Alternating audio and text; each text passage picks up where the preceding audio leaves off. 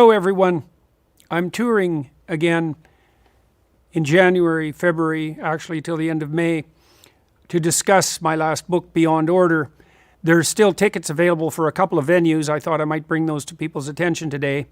Everett, Washington, USA, February 19th at the Angel of the Winds Arena. So if you're in those areas, or you can travel there and you're interested in hearing me talk about my book, trying to extend the ideas in it, then please come to Everett, Washington, February 19th. You can find more information at my website, jordanbpeterson.com. Hope to see you there. Bye-bye. If you have a Big Five personality assessment on somebody before you interview them, it would be very useful. If you're about to interview somebody who's high in extroversion, you need to know that during that interview, you're going to have an inflated view of their competence, because you will automatically conflate confidence with competence. If somebody is high in neuroticism, it's good to know that in advance. They might not appear very confident. They might require a certain amount of coaxing to come out of their shell. They might be nervous. It would be useful to have a tool to know that in advance, so you can essentially counteract the hard wiring that you have as an interviewer. You talked about brutal selection methods, and people might react to that. And I would say, well, here's something for people to think about. Hire stupidly and put people in positions where not only do they fail painfully over a long period of time, but they compromise the performance of everyone around them while doing so. It isn't whether it's brutal or not. It's like, which form of brutality do you prefer? And I would prefer the preventive brutality approach rather than the consequential brutality approach.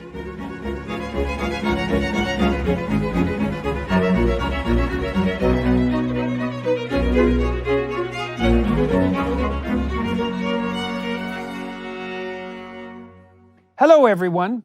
I recently had the wherewithal and the honor and the privilege to discuss the business and research and personal arrangements that I've had with a couple of my closest compatriots, Dr. Robert O. Pihl, my former graduate advisor at McGill University, and my former student, Dr. Daniel M. Higgins, who graduated from MIT and under my supervision from Harvard.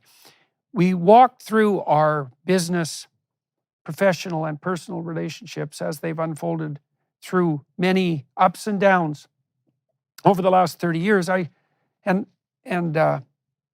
wanted to bring them into the picture because I have worked with them so closely. I've worked with them particularly on two projects that I wanted to also draw attention to as they form the basis for much of the discussion that's to follow this clip. One is selfauthoring.com, self-authoring, as in S-E-L-F, authoring, as in writing, selfauthoring.com. And it contains a number of programs, past, present, and future authoring, that help people write out the narrative of their life, their biography, their virtues and faults in the present, and then a vision for the future. And that's a very useful program as you do live out a story, and it's a good idea to know what story you've been living out and know where you want to go in the future. And that's selfauthoring.com. And the other project that we developed on the commercial front, so that's publicly accessible, is Understandmyself.com. And Understand Myself provides a very thorough description of the fundamental elements of human personality, the 5 major traits: extroversion, neuroticism, agreeableness, conscientiousness, and openness, differentiated into 10 different aspects. So it gives you a relatively simple shorthand for your personality, but also a differentiated view of who you are. And so if you take that test, which doesn't take very long, about 20 minutes or so, then you get a detailed description of your basic temperament. But also, if you have a partner and then your partner takes the test, then you can join the test together and get a separate printout, a separate report that details your comparative similarities and differences. And this is extremely useful. It's when you establish an intimate relationship with someone, there is some utility in your differences and some utility in your similarities, and there's some additional utility in understanding what those are, because you need to understand who your partner is, and you need to understand when they're different from you, that they're actually different and that there can be value in that. And so understandmyself.com can help you understand who you are. It can help you understand who your partner is, and it can understand how you differ and what you might do about that. And so, well, with that, we'll move onward to the discussion itself. So that's selfauthoring.com, past, present, and future, biographical writing and the development of a vision, and understandmyself.com, which helps you understand your personality and maybe understand your personality in relationship to the person who's closest to you. So thank you all for your time and attention, and onward to the discussion. So today I have two people to talk to who I've known for many years. First, Dr. Robert Pihl, who was my graduate supervisor at McGill from 1985 to 1992, and with whom I've had a friendship and business relationship ever since, very intense and multidimensional relationship, both on the intellectual front, the personal front, and the business front. And so we're going to talk a little bit about that today. And also Dr. Daniel Higgins, who was a student of mine at Harvard after getting his engineering training at Trinity and at MIT, and who also got involved with Bob on the business front and helped me and Bob develop some of the measurement devices that we've been attempting to use in the corporate world and more successfully using in the private sphere. And so I thought it would be, well, fun for me, but also hopefully for my two guests and for everyone listening to just walk through what we learned as we've worked together over the last 30 years on the scientific front and the business front. I started working with Bob in 1985. I wrote him a weird letter when I was applying for my graduate training.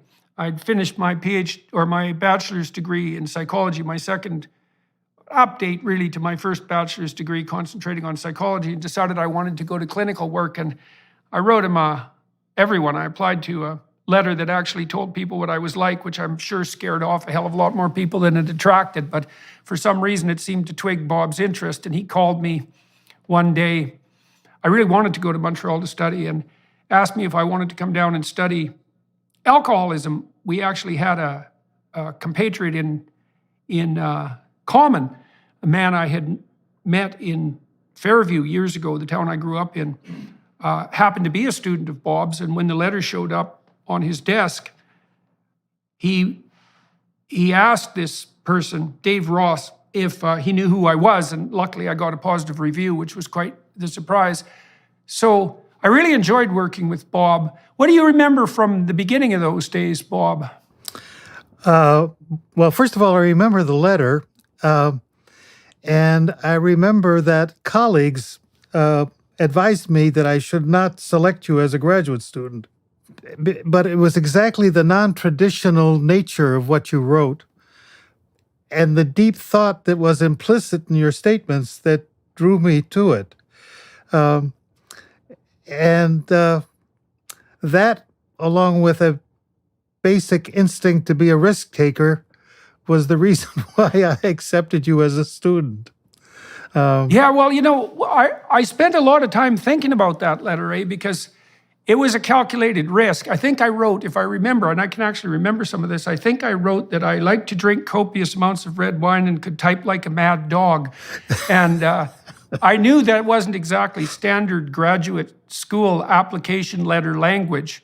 But I thought, first of all, I also indicated in a letter that there were some deep things that I wanted to pursue, that I was interested in assessing the nature of human malevolence, and that I had broad philosophical and psychological interests. So there was a real serious part, and there was a real, I would say, well, comedic part in some sense, and provocative. And I thought, look, I'm going to be working with someone for a long time, and I want to find someone who actually wants to work with me. And so it was it was a calculated risk like the one you took, I guess, when you accepted me. And it's funny, because people have had that kind of reaction to me, I would say, ever since, which is that some people like you are quite happy with the opportunity to work with me, and other people think, that they should keep me at a distance with a stick.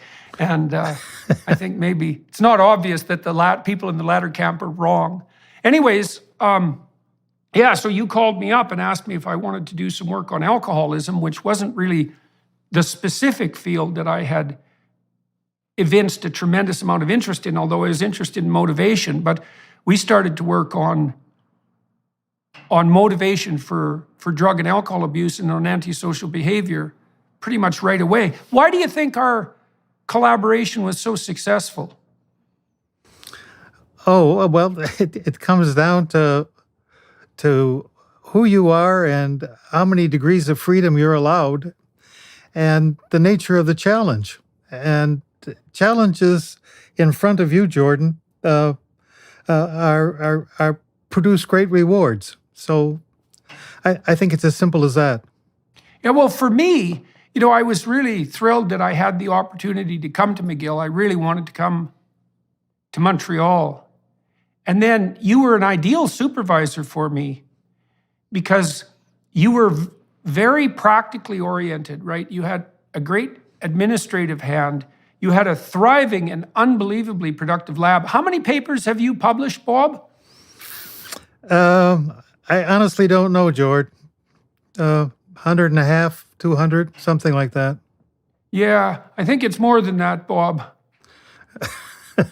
So Bob's lab was famous for its productivity, I would say, and also for the morale of its graduate students. I mean, one of the things that was really remarkable about you, and often in distinction to other graduate supervisors, is that you were very generous with credit, and you gave your students a tremendous amount of freedom, and you really helped all of us through the various administrative hurdles, clearing the ethics hurdles for our research, and then encouraging us both simultaneously on the career development and the intellectual development front, which is a very thin line ethically, right? Because obviously, to be a successful academic, there is kind of a marketing element. You have to publish, you have to meet people, you have to communicate, but at the same time, you're supposed to be assiduously pursuing mathematically grounded truth insofar, say, as you're a good statistician. And those often come into conflict. And you are very, very good at letting all of us know. I mean, you've produced a lot of very successful graduate students, Sherry Stewart and Patricia Conrad and Jean Séguin and Peter Finn, a lot of very successful academics. And you did an extremely good job of helping us know that it was our moral obligation to stick with the data no matter what, but at the same time to develop our careers. And for me also, the fact that you had an unbelievably encyclopedic knowledge of the relevant psychiatric and psychological research was extremely useful. It made our discussions extremely fruitful because I could talk about more philosophically oriented issues and you could immediately bring it down, move laterally into the scientific realm and help introduce me into the appropriate biological and psychiatric literature. The current administration's New Year's goals are to tax, spend, and turn a blind eye to inflation. If this is at odds with your goals, if you're tired of the government playing games with your savings and your retirement plans, then you need to get in touch with the experts at Birch Gold today. For over 5,000 years, gold has withstood inflation, geopolitical turmoil, and stock market crashes. With help from the experts at Birch Gold, you can own gold in a tax-sheltered retirement account. Birch Gold makes it easy to convert an IRA or 401k into an IRA in precious metals. Just text Jordan to 989898 to claim your free info kit on gold and then talk to one of their precious metals specialists. Birch Gold will hold your hand through the entire process. Text Jordan to 989898 and protect yourself with gold today. With an A+ rating with the Better Business Bureau, thousands of happy customers, and countless 5-star reviews, you can trust Birch Gold to help protect your savings. Text Jordan to 989898 today.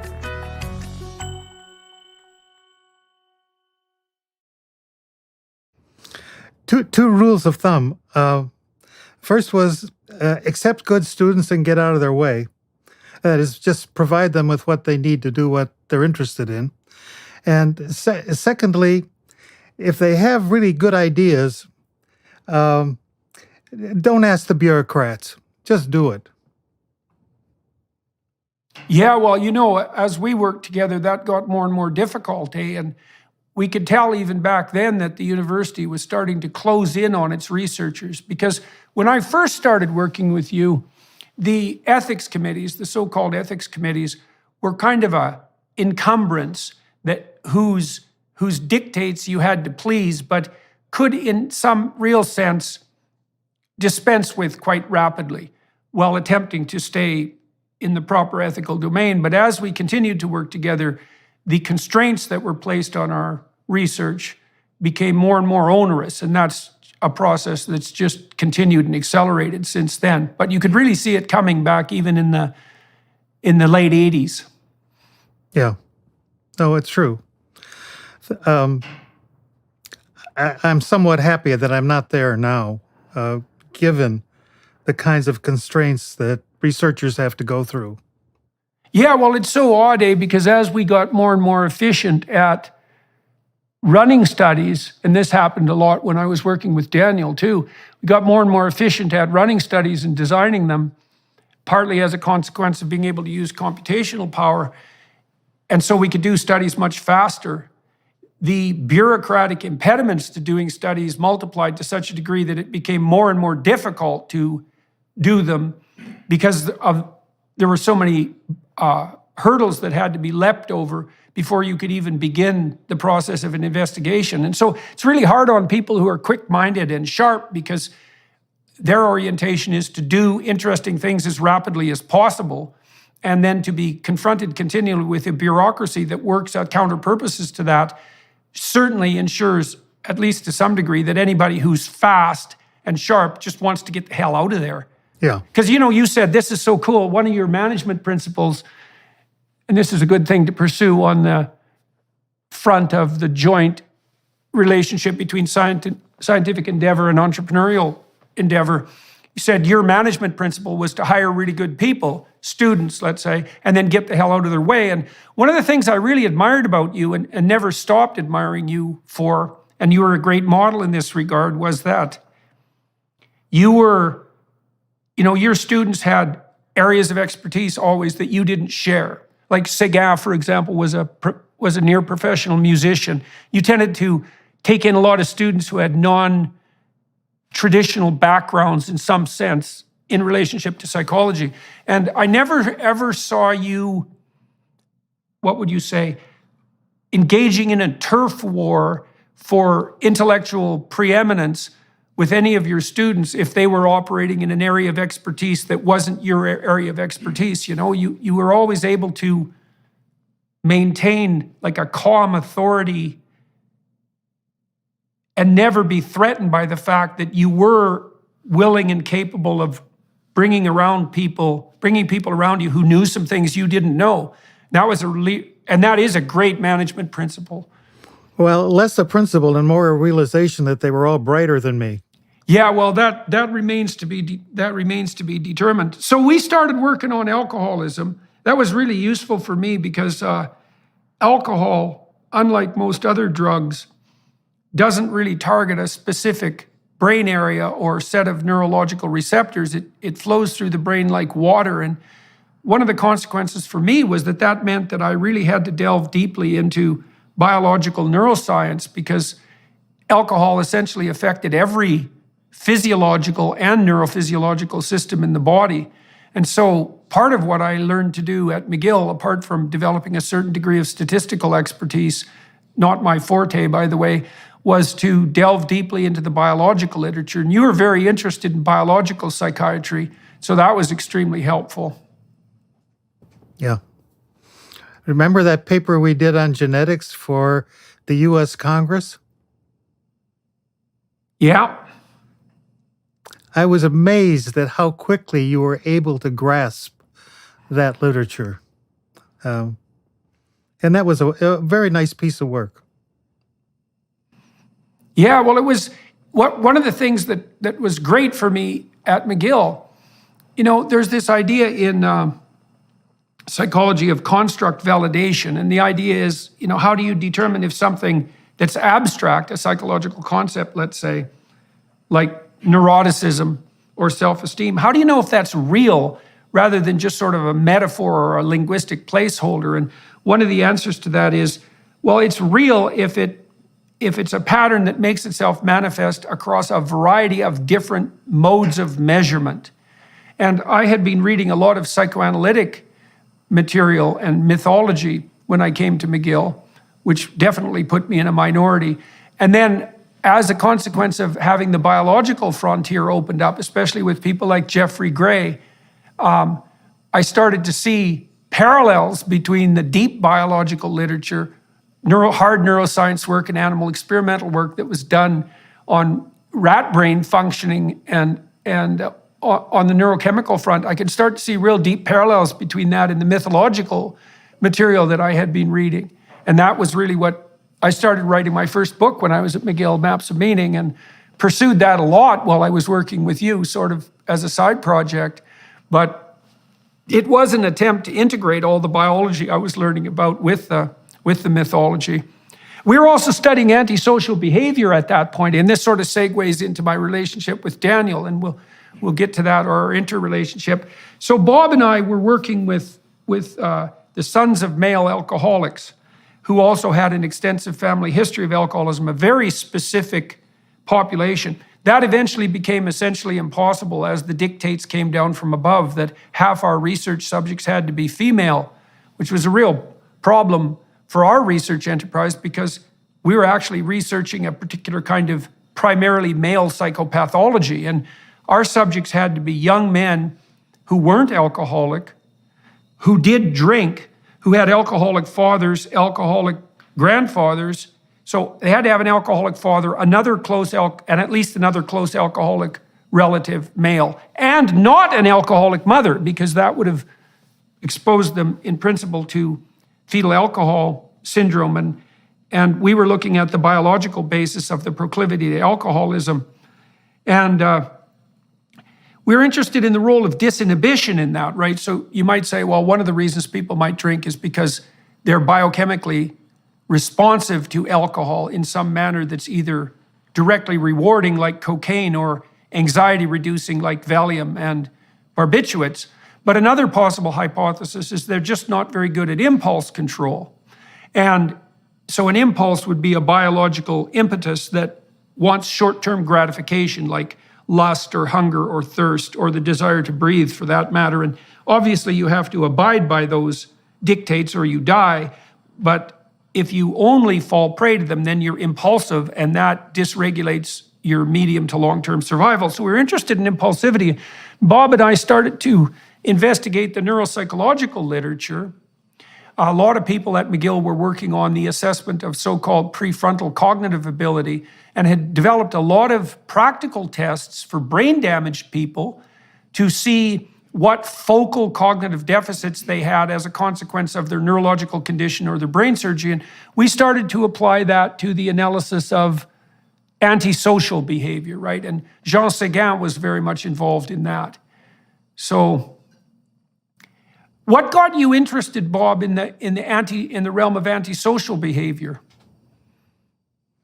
Well, alcohol and aggression, the relationship. If you want to really understand aggression, understand the relationship between alcohol and aggression, because alcohol is involved in half of murders, rapes, and general assaults, most situations of violence. And so it was a question of what is alcohol doing to the brain that, in fact, is increasing that propensity. As we were turning to Sons of Alcoholics and the problem of alcoholism, it became the same kind of question of, was there a difficulty in producing inhibitory behavior, as these individuals also tended to have a series of cognitive deficits as measured in terms of scholastic performance and psychological tests. And so that's where you started looking at the Montreal Neurological Institute and the measures that they were using to measure, for example, frontal lobe functioning as its importance in generally controlling social behavior. Right. Well, that was the first paper I published with Jennifer Rothfleisch and Phil Zalazzo. Right. We put together a neuropsychological battery, and then we had people who were drunk at 2 doses of alcohol. And we used high doses of alcohol in our lab, which was one of the things that made it rather unique.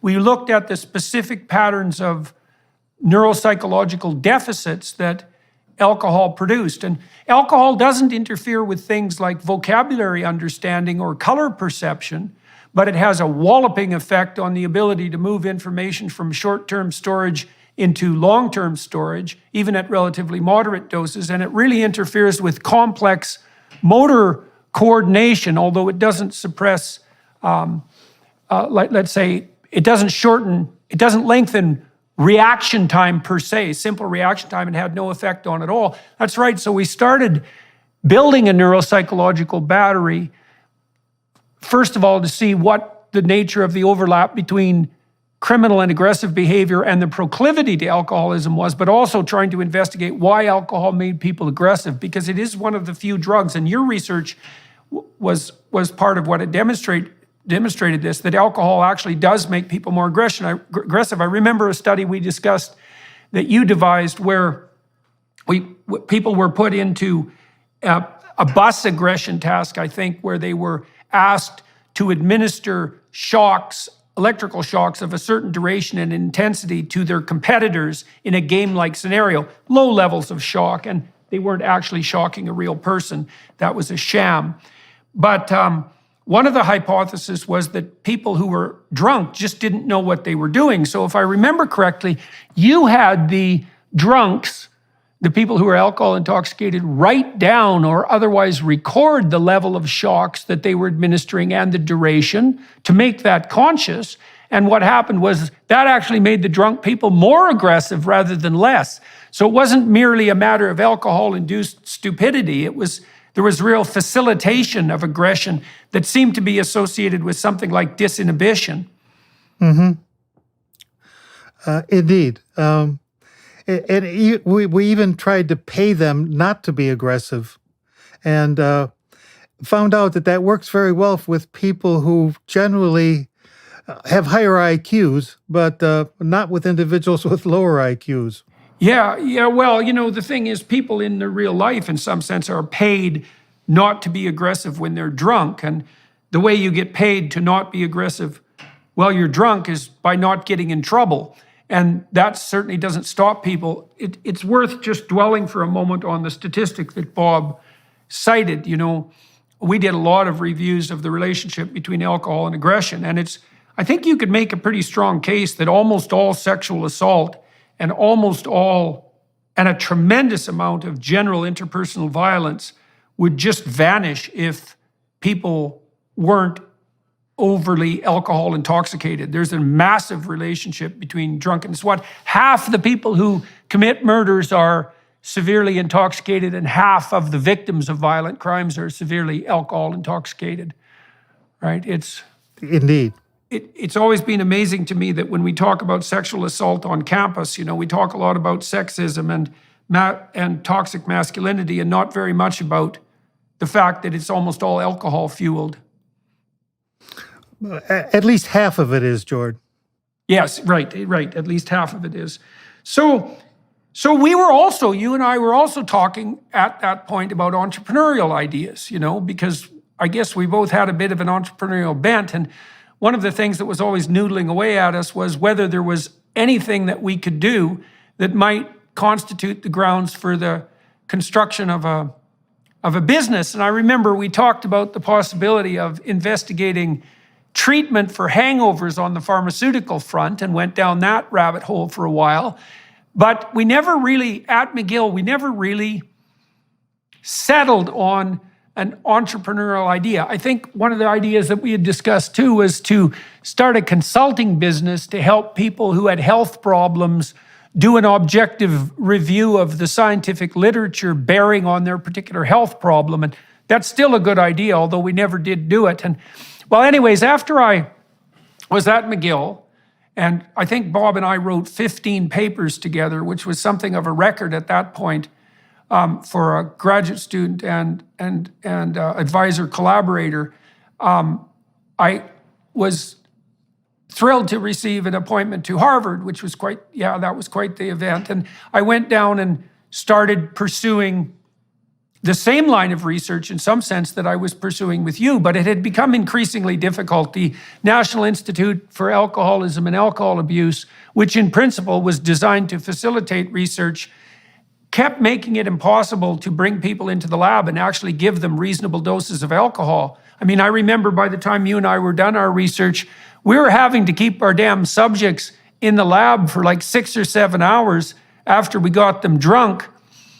The NIAAA required that we bring their blood alcohol level down. I think their eventual recommendation was either 0.04 or 0.02, half of legal intoxication. They wouldn't allow us, for example, to send them home in a cab, and nobody wanted to sit in our damn lab and sober up miserably for 6 hours, while staring at a wall. And it made it pretty much impossible to bring people in repeated times because the experience became too onerous. And there was all sorts of other restrictions that were emerging that made it impossible for us to do what we had been doing. And we got a long way on analyzing the effects of alcohol, associating it with opiate reinforcement, and starting to investigate potential biochemical treatments like naltrexone for alcoholism. And we did it on a shoestring budget too, which was also an interesting thing to do. No, so I went to Harvard, and I wasn't making a lot of money. I had to teach a lot of extra classes. My wife couldn't work because she didn't have a green card, and I was just kind of existing on the threshold of survivability, in a comfortable sense. But I didn't even have magazine subscriptions when I was a junior professor at Harvard, and I drove this old rust bucket of a car that was barely holding together. And I remember I phoned up the dean at one day and I said, I don't know what your policy here is at Harvard, but you guys hired me to do research, but I have to do a lot of overload teaching just to be able to survive here because it's relatively expensive. Like, what the hell's the rationale for this? I was probably slightly more polite than that. And he said, well, most of our people consult. And I thought, well, that's not true because junior professors don't have time to consult. So that's just not true. But okay, if that's the damn game, then what the hell do I know that might have some economic value? And I thought, we had talked at that point about starting to use our neuropsych battery, which we'd started to computerize on broader fronts, right? We used it to investigate alcohol and then antisocial personality. And then I thought, maybe we could see if this battery of neuropsychological tests would predict corporate and academic performance. And so I called you, and that's when, and we had a talk about, potentially putting together a company that would be designed to do exactly that. And we did, like the late 1990s. Yeah, and that's when Daniel showed up. And so Daniel, you had done your engineering training at Trinity and then at MIT. So walk us through a little bit about your academic and intellectual background. I did civil engineering at Trinity College in Dublin, and then I came over to the U.S. and I found it was incredibly difficult to find a job just to go through the mechanics of it. So I thought, well, maybe I'll just go to graduate school instead, which sadly it was as shallow as that. No, it probably wasn't. But I went to MIT and I did a degree, a master's degree in civil engineering, but at the time, it would have been around 1991, 92, 93. The use of computer technology was getting cheaper, and so it was more pervasive. And so obviously, while I'm there, I'm not going to be busting concrete beams or cubes. I'm going to be looking at what the current computer technology is, AI and so on and so forth. People were much more optimistic about AI in the early 90s than they were in the late 90s. And so I had been doing computer programming, and then I went over to take some classes at Harvard with you. I think it would have been 1995. I may have been in your first personality psychology class or your second. I'm not quite sure. And we started programming the neuropsych stuff. The work that you guys had done and that Jean Séguin had done in Montreal had used a paper and pencil version of the psych tests, and those psych tests were kind of modified from use with people with clinical issues and with experimental animals. So it was an interesting kind of a transformation of using something to detect clinical differences to detect individual differences. And at the time, the idea of a prefrontal cognitive ability really didn't, as far as I know, it didn't really exist. People spoke about executive function, but they didn't speak about it in individual differences terms. They spoke about it more in a sort of a global, like what would happen if executive function did or didn't exist. And so we computerized the types of tests that you'd been using with the Sons of Male Alcoholics, and that Jean Séguin had been using with, I believe, impulsive children, if I remember correctly. Yeah. And then we did I think it was 1997. You were teaching the personality class, and we did the online computerized personality lab. Right. Which was, and that was early web days. And so we did that. We had, I guess. We did like 100 experiments at once. It We was did. really something, eh? we did- That was we right did- when, was it Netscape? What was the first browser? It was pretty much right after Netscape came out. It was fairly early. In computer days, it was when Perl was the way that you would do, Perl CGI programming was the way you do web stuff. And so we essentially set up a bunch of experiments. My wife, Alice Lee, and I programmed them. And all the kids in the class took them. It was like, I think probably about 140. And they divided up into groups of 5 to do the analysis. So we did a soup to nuts set of, as you said, maybe 15, 20 different experimental questions. Yeah. Well, it was this battery of tests that I had developed with Séguin and Bob. Yeah. It took, like, a lot of it required gadgets and lights and boxes, and it was very mechanical. It also took about 9 to 11 hours for a trained neuropsychologist to administer the test battery. But when we computerized, we got the whole damn thing down to 90 minutes. And so then we were interested in, we thought, well, we could use this test battery to assess psychopathology, impulsivity, but then could we use it to assess normative or even excellent performance? And Daniel and I and Bob started to investigate the possibility of using prefrontal cognitive ability tests to assess academic prowess at Harvard and at the University of Toronto, as it eventually turned out. And we also started to move into the corporate world. And so that was part of an entrepreneurial vision at that point as well, because we thought, well, I had started studying papers that were produced by, God, now I'm not going to be able to remember, unfortunately, the names of the people who produced the initial equations relating increased accuracy of selection to economic outcome. Hunter and Schmidt. Hunter and Schmidt, yeah. Absolutely crucial papers showing that. So one of the things we learned, for everyone watching and listening, is that a tiny minority of extremely high performers produce almost all the economic outcome of a given endeavor. So it's actually the square root of the number of people involved in a given endeavor do half the work. It's like the 80-20 rule, is almost a very small minority of your customers produce all your profits. A small minority of your workers produce all your productive outcome. A small minority of creative people produce almost all the creative output. A small number of criminals commit almost all the crimes.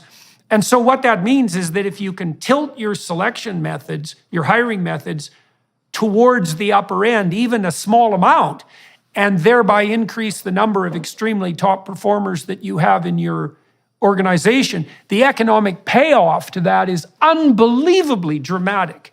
So I think Schmidt and Hunter estimated at that point that if the US bureaucracy, the government bureaucracy, switched to accurate assessment for hiring, which they're actually bound to do by law, they would save an amount each year equivalent to total American corporate profits. And I read that and I thought, oh my God, if we can develop a new way of assessing ability that's accurate, we should be able to go to corporations and say, look, for a relatively small amount of money, we can radically increase the productivity of your employees. And I thought we could just make a statistical case that the payoff for that would be so great that, people would literally beat a path to our door. And so that was a very naive presumption. Now, you were put right in the center of this, because in order to pursue this for your Ph.D., you decided to come and do a Ph.D. in psychology. You had to master the neuropsychological literature. You had to master the literature on IQ testing, because one question that came up was, well, was there a difference between prefrontal cortical ability, let's say, the ability, cognitive abilities that are dependent on the forward part of the brain, the part that abstracts action before it's implemented. What was the relationship between that and IQ? And most of the neuropsychologists regarded IQ tests as these dusty, ancient technologies that had been superseded, and just assumed that what they were measuring was something separate. But that had never really been rigorously tested. And then you also had to become a master of the relevant literature on personality, because personality traits like conscientiousness are also useful at predicting performance. And so why don't you talk a little bit about the development of your thesis, and also the fact that you wrote your thesis at the same time that the bell curve came out. And that was quite the political nightmare, all things considered. So why don't you walk through what you did for your PhD research and your thesis? Well, we sort of hit a perfect storm in a way, because Herrnstein and Murray's bell curve had just been published, which was the most vilified book of the 90s, if you like. And Herrnstein and Murray were both at Harvard, although Herrnstein had just passed away. And the neuropsych guys had been speculating on the way the brain works under normal circumstances, based on research that they had done with clinical populations. And they essentially completely ignored the statistical methods that are required to talk about individual differences in cognitive ability and individual differences in outcomes, differences across situations. And so in some ways, we caught a certain amount of flack from the neuropsych guys because we weren't cutting up monkeys, which seems okay to me. And they weren't interested in the IQ stuff, because the intelligence research was tainted in psychology, which was very strange, because it was the most well-developed from a scientific perspective, and has been, area of psychology.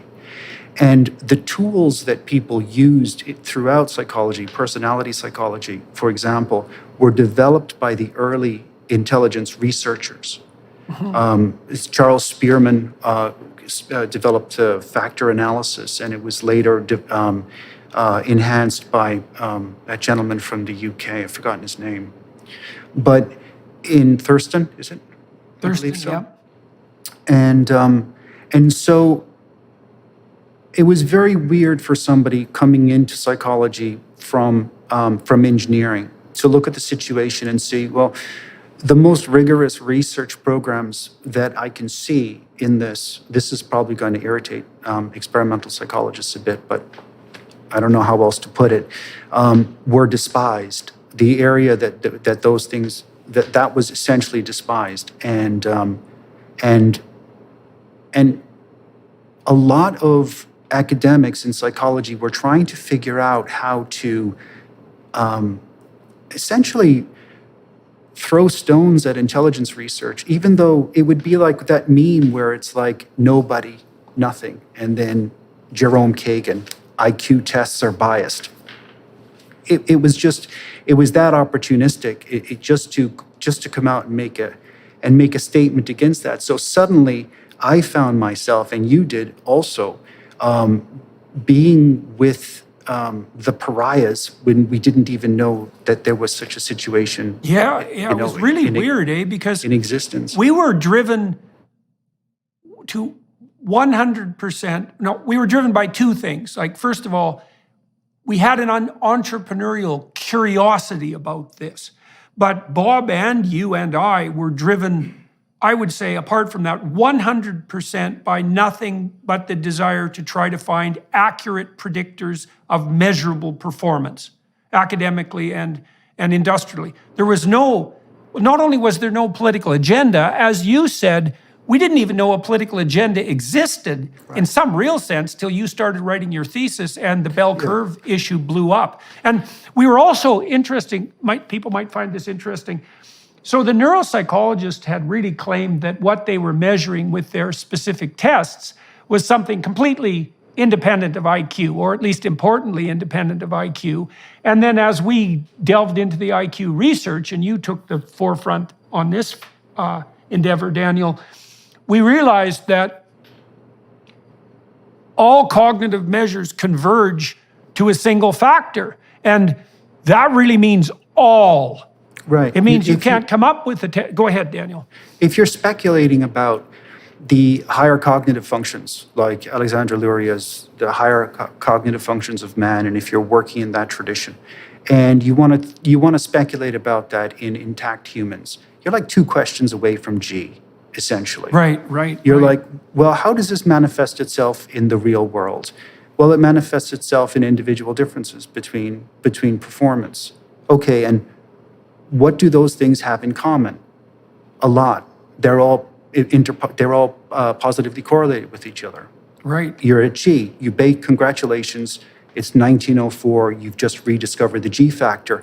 But no, we're not going to ask that second question. We're not even going to ask the first question. We're just going to speculate about how important things like executive function are, without saying, well, can it be formalized, measured, and does it spread? Are there individual differences? And then once you ask those questions, it is incumbent upon you to explain why it is different than the G factor. Right. Well, that was hard on us too, because we had already put years into working out the proposition that these prefrontal cognitive tests were, in fact, assessing something interestingly different. Right. And then when we did, go ahead. I pushed the prefrontal cognitive ability as a construct, measured by the neuropsych test that we had essentially stolen from the neuropsych guys and the animal research guys, and developed into an individual difference construct. And I pushed that as far as I could as an independent construct from G. And when I wrote up my dissertation, I and the paper, the one that we published in the Journal of Personality and Social Psychology, essentially I didn't collapse it and I pushed it as hard as I could. But after coming away from that, I would not sit down with anyone and tell them that prefrontal cognitive ability was independent of G because it had a different heritage. Or so on. This is a good indication of the kind of price you can pay for scientific rigor. I mean, Bob and I had put 6 years into the development of this prefrontal cognitive battery. And there was some utility in it predicting disinhibition. And then you and I put in years developing the battery itself. And then our discovery was we didn't know enough about the psychometrics of intelligence to be doing what we were doing, and that there was no escaping from the black hole of fluid intelligence in some real sense. I mean, we did get evidence that the battery had incremental predictive validity in relationship to predicting grades at Harvard and the University of Toronto, and also on the corporate front. But what that meant at best, in all likelihood, was that perhaps we had expanded the domain of cognitive measurement to some degree into areas that hadn't been precisely evaluated, although it might have just been that it was just a secondary consequence of additional testing.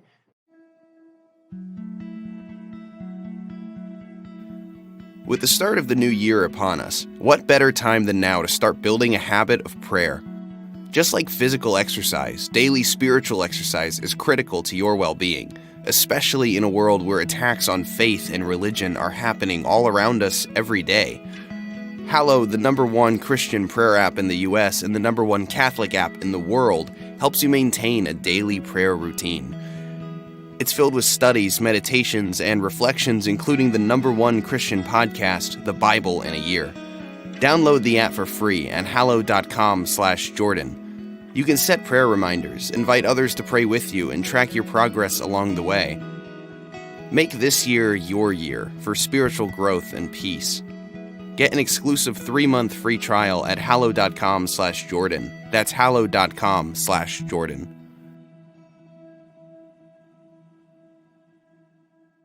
Well, we had, for our G, measure of G, we only use, the Raven's progressive matrices. Right, exactly. And the block, the fluid intelligence components, like 3 of them of the WACE.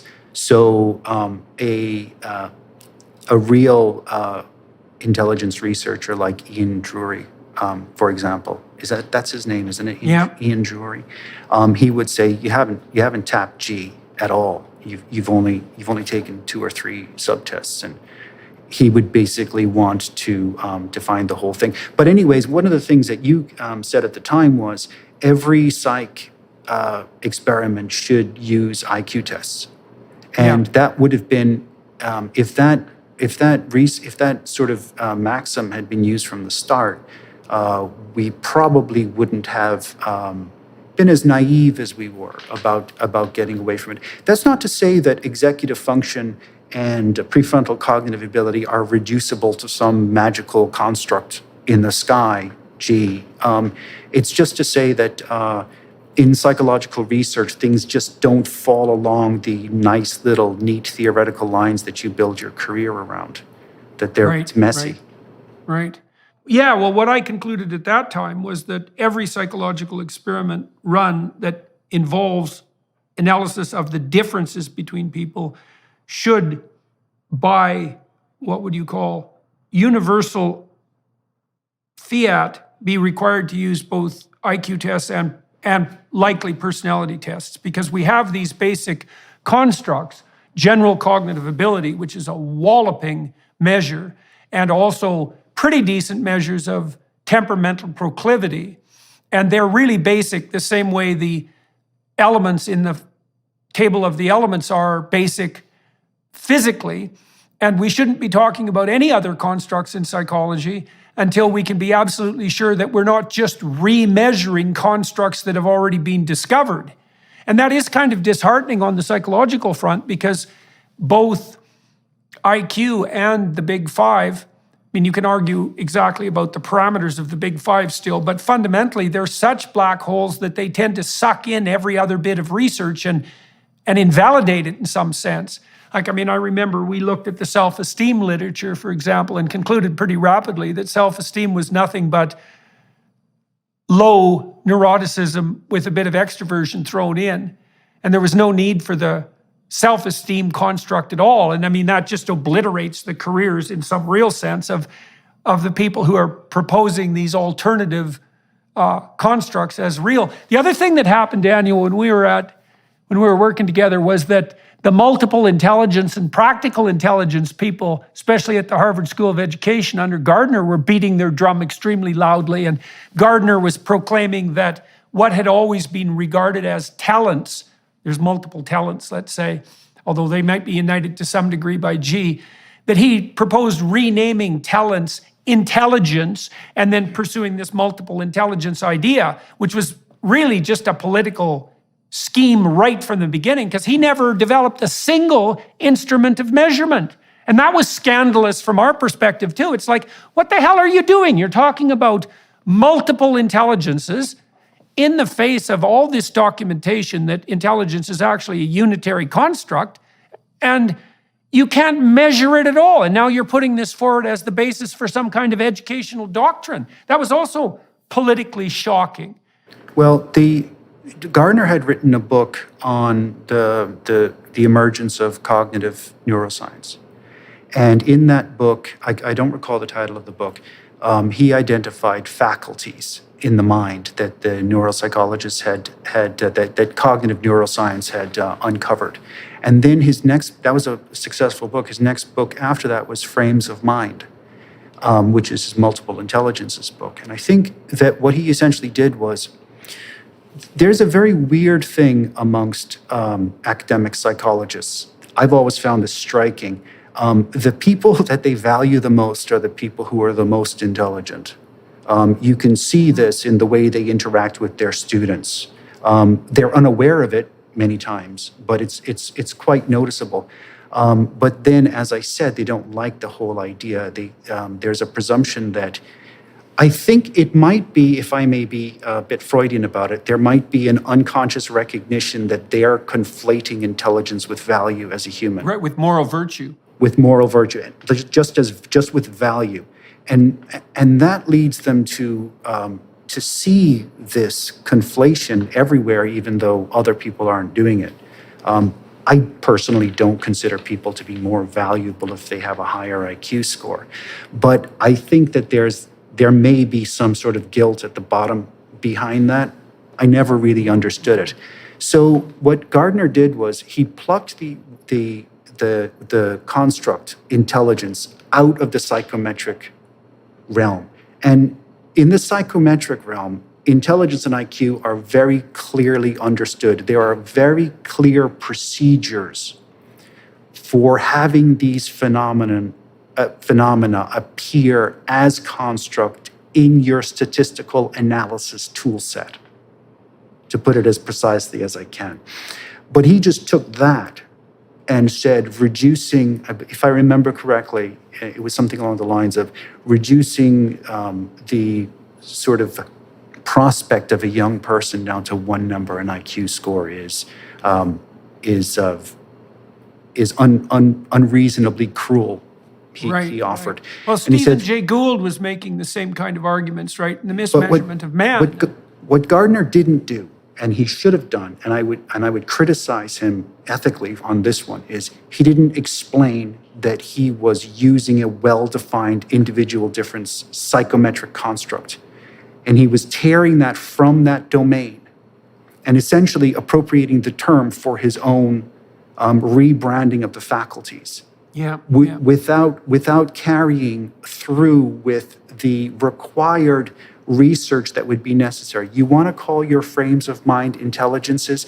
You've got to show me the tools that will produce the spread of variance so that you can use it as an individual differences construct in your statistical analysis for your research project. He never did that. He just skipped that. No, and he just hand-waved it away. He said, well, I'm not interested in measurement. It's like, well, then you should shut the hell up about intelligence, and you should not pollute the entire educational psychology literature with your preposterous propositions, multiplying a construct that's already extremely well understood technically and muddying up the waters like unforgivably in some real sense. And Stephen Jay Gould did the same thing, when he talked about the mismeasure of man. And I'd started to understand, with my limited statistical and mathematical ability, started to understand factor analysis and the sorts of things that we were pursuing more and more mathematically deeply. And I thought, well, Stephen Jay Gould is criticizing the hypothetically abstract construct of intelligence. It's like, well, what's the abstract construct here? Well, it's a single factor. Oh, he's criticizing the idea that the average of a group of numbers is real. Because really, what it boils down to, just so everybody who's listening knows, if you take 100 questions, any questions that require abstraction to answer, and so that could be formulated verbally, say, or pictorially in some kind of abstraction, if you ask 100 people 100 questions and you sum up their answers and you rank order the people in terms of their accuracy, you've already produced what's essentially a test of general cognitive ability. It's that robust. And so IQ, in some sense, is the rank ordering of people in relationship to their ability to answer abstract questions or to learn abstract concepts, corrected for age. That's all it is. And it's a unitary factor. And so the idea that this is some sort of statistical abstraction that doesn't really exist is the same claim that the average or the sum of a group of numbers isn't real. And that's preposterous scientifically. I thought Gould's book was pretty dishonest. He used the maxim that correlation does not imply causation, which, of course, correlation implies causation. What it doesn't do is it doesn't elucidate the causal mechanism. Right. It doesn't prove causation. And so essentially he jumped from there to the idea that because this statistical regularity you couldn't point to a brain area that people had illegitimately reified it. So, all right. So on the entrepreneurial front, and this is where things got, well, interesting and more complicated for all of us. At the same time, Daniel, that we were working together on the scientific front, we started talking about the possibility of doing this commercially. And so we built a battery that assessed people on the neuropsychological front and had a personality test built into it. And you tested it at Harvard and the University of Toronto, and Bob and I went on the road to find companies that would allow us to test it in the real world. And that was very tricky. Now, Bob had a brother-in-law who ran a factory in Milwaukee, Hatco. And we went to Hatco and we talked to the people there and said, look, we're interested in predicting industrial performance. Will you allow us to conduct a study in your institution? Bob, do you want to pick up the story there? Sure. Well, on numerous occasions, we went and we applied the battery of tests to all the managers, basically the entire staff. And it's a mid-sized corporation. And we went back. What we did is to validate it, is we wanted to look at our test results relative to the ratings the internal ratings of the corporation, which are done twice a year, I believe. And so over a 2-year period, it was that Jordan and I went and tested individuals, went through all the data, collected the data, and passed it on to Daniel. Right. And then Daniel published this, well, I think it was brilliant thesis, bringing together the neuropsychological literature, the IQ literature, the personality literature, and then laying out these 3 extremely difficult studies, right? It was hard to do the studies at Harvard. These were practical, real-world studies. It was difficult to do them at the University of Toronto. It was difficult to do them on the industrial front. And you published that paper, as you said, in the Journal of Personality and Social Psychology. It's a very highly ranked journal.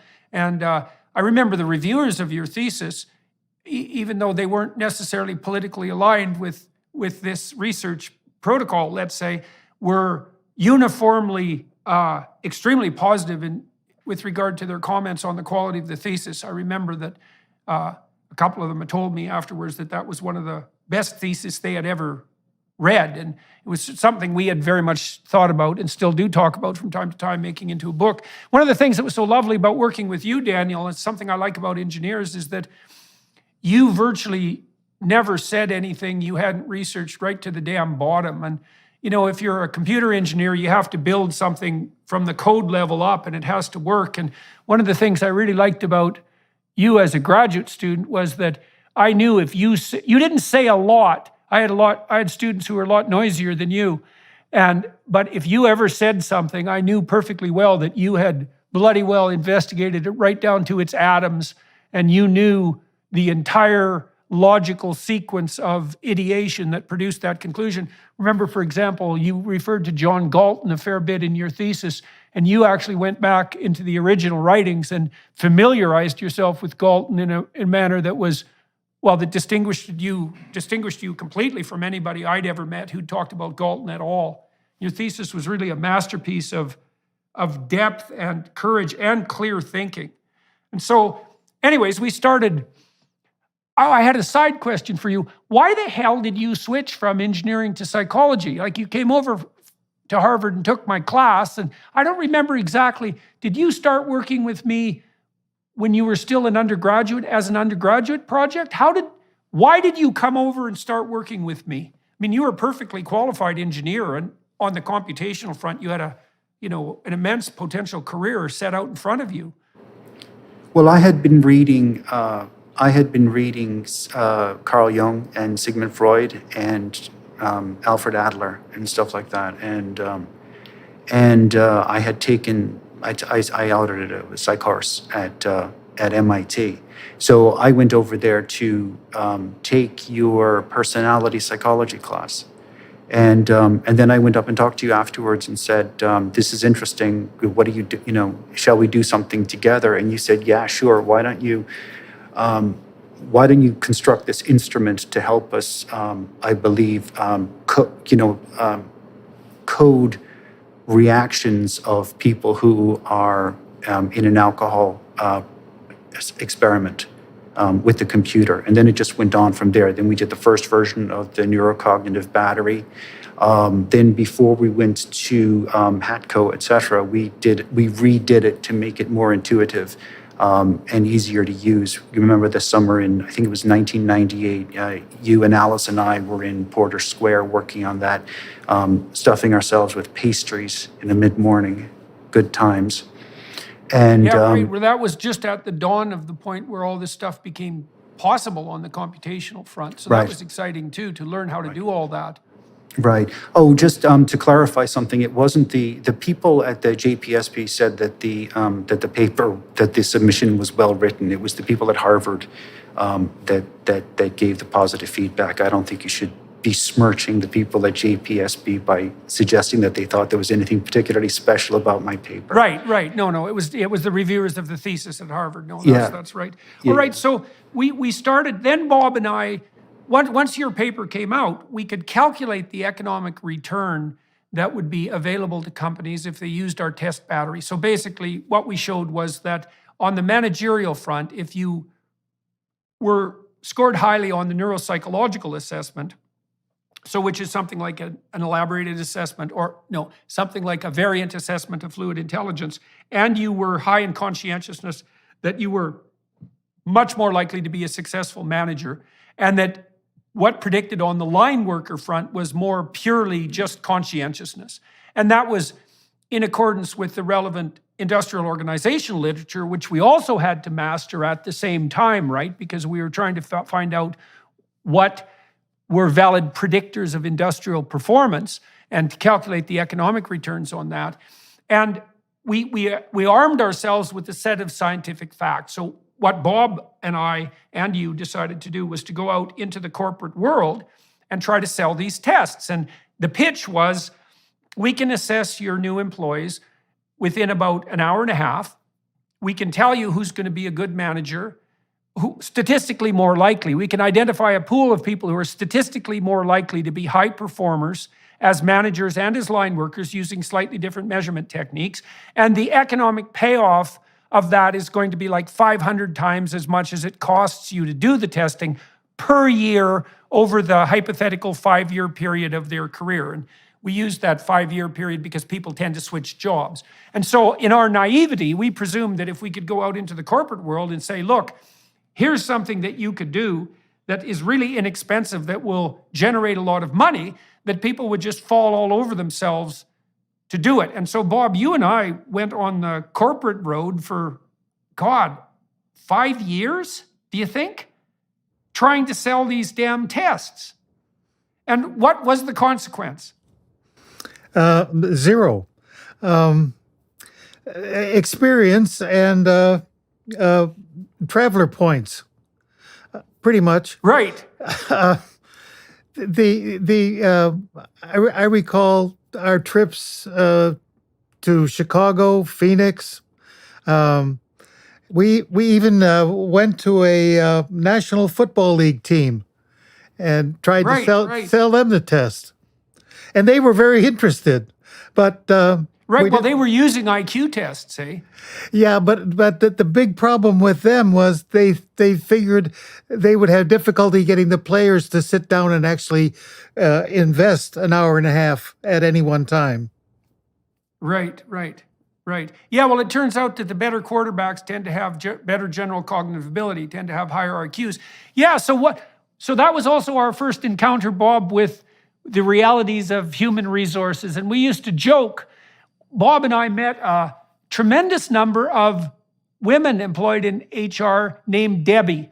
And they always got in our way. Like we would attempt to lay out the case that we could evaluate people on the basis of their capacity to learn, and that was an element of merit. And the Debbies weren't very happy with that idea because they like to presume that you could train anybody to do anything at all, and there was no such thing as individual differences. And well, we probably talked to 300 companies, something like that, mostly at the middle management level. And what did we learn? We learned talking to middle managers is absolutely pointless if you're trying to do anything entrepreneurial.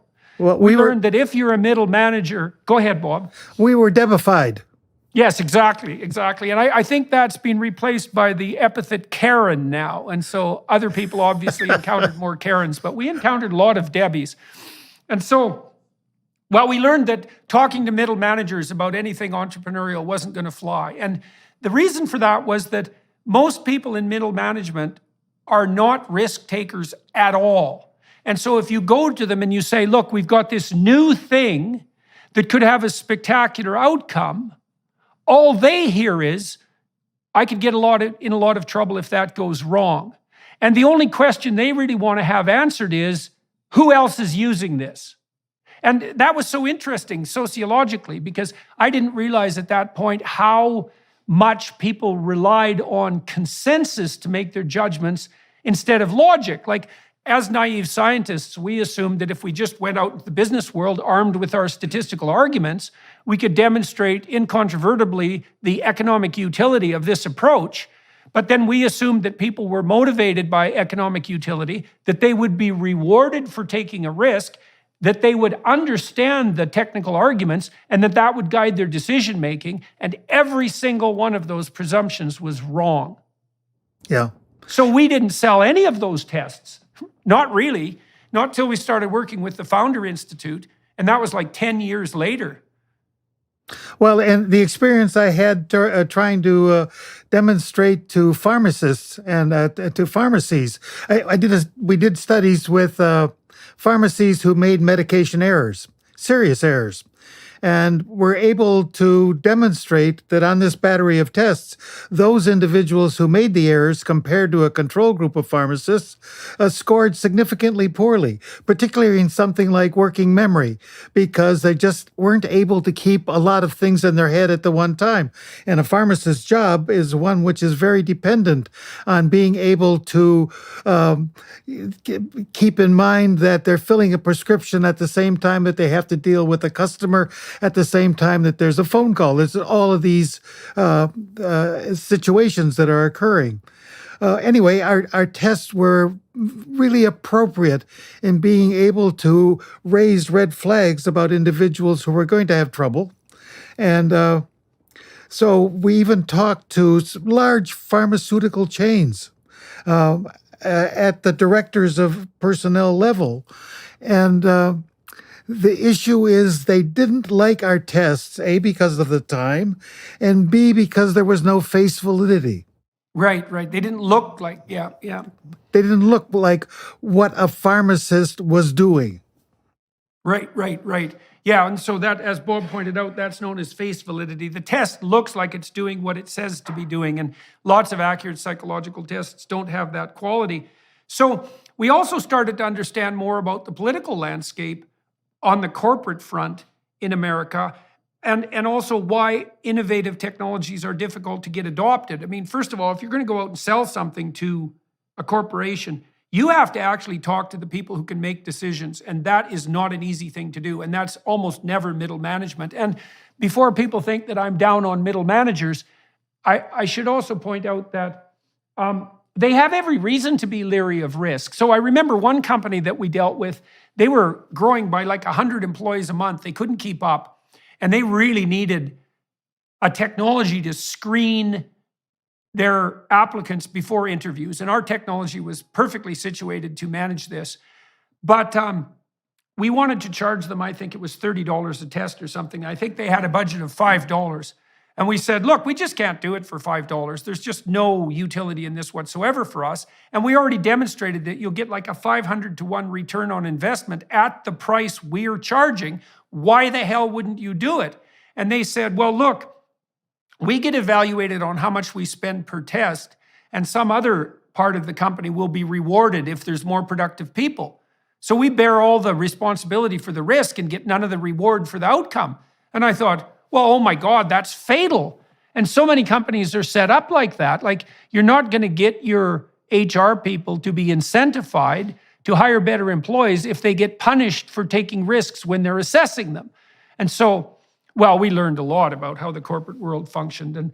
And also, I learned, for example, why people, when they're making business deals, go play golf, for example. And the reason for that is a lot of the way that people in business evaluate one another for the possibility of working together is on the basis of personal trust and compatibility. Like, they're not doing a technical analysis of the utility of their processes. Hardly anyone thinks like that, right? Some scientists think like that some of the time, but other people use all sorts of interpersonal heuristics that we were in some ways unaware of when we were overestimating the degree to which pure logic could be used as a sales technique. In any case, Bob and I went all over the US and Canada for a long time, learning about the culture of business, feeling like complete bumbling fools because, of course, we didn't really have any business experience at that point. And then two things happened. I made contact with Hideo Resi at the Founder Institute in California, and Hideo was trying to set up business schools for budding entrepreneurs all over the world, and he really wanted to predict entrepreneurial ability. And so we ran a study with him that we never published. It was a private study for us, showing that we could actually predict entrepreneurial performance with quite a high degree of accuracy. And then we started testing people all over the world with a modified version of our neuropsychological battery, a much simplified version that concentrated more on fluid intelligence than on hypothetical prefrontal ability. And we tested tens of thousands of people for a day quite successfully, and that kept ExamCore going. Now, it was hard on the business front, because we pulled Daniel into the business, and we tried to fund his research through grants, and we threw some private funding at him, although we didn't have a lot of money and weren't generating any capital. And that, at that time, the universities were really pushing on professors to commodify their research. Why can't the universities produce more businesses? And we went out and tried to produce a business, and what we learned was that's a hell of a lot harder than you think, because the product is only about 5% of the problem. Sales and marketing are more like 95% of the problem. And we also learned that the people who were pushing this idea that scientists should produce more businesses were people who'd never discovered anything scientifically and had no idea how difficult that was, and who had never produced a business and who had no idea how difficult that was, and then had absolutely no idea whatsoever about how difficult it was to jointly do something scientific and entrepreneurial. And the reason for that, in part, is those are very different domains. Like, marketing and sales is such a big part of the industrial domain of activities compared to the scientific. You have to understand marketing and sales deeply to be successful as an entrepreneur. And also, we also ran into a fair bit of friction. It was often very emotionally demanding because we had, in some sense, a conflict of interest, especially in relationship to Daniel, because we were trying to move ahead your scientific career and we were trying to produce a business enterprise at the same time. And it wasn't easy at all to keep the ethical line straight. You know, how much to pay you, how much we should be concentrating on your scientific career. Now, you had got somewhat disenchanted with the idea of a scientific career, but were very interested in pursuing the development of this battery. And at the same time, just to make the story a bit more complex, a lot of the managers we were talking to, they would dispense with any interest in the predictive tests for the reasons we already described. But they kept asking us the same question, which was, well, you say we should hire better people, but we have a lot of troublesome people that we've already hired and we need to know what to do with them. And our answer always was, well, we don't know what to do with your troublesome people. And the managerial literature says you should spend all the time with your best performers, not your worst. And so we don't know what to do about that. Maybe there's nothing that can be done, but we got asked that like 200 times. And so we went into the literature to see if we could find any evidence that there were broad-scale psychological interventions that might help poorer performers. And we settled on the development of what became the self-authoring battery. And we learned that from two different literatures. James Pennebaker spearheaded one of them, and then Latham and Locke,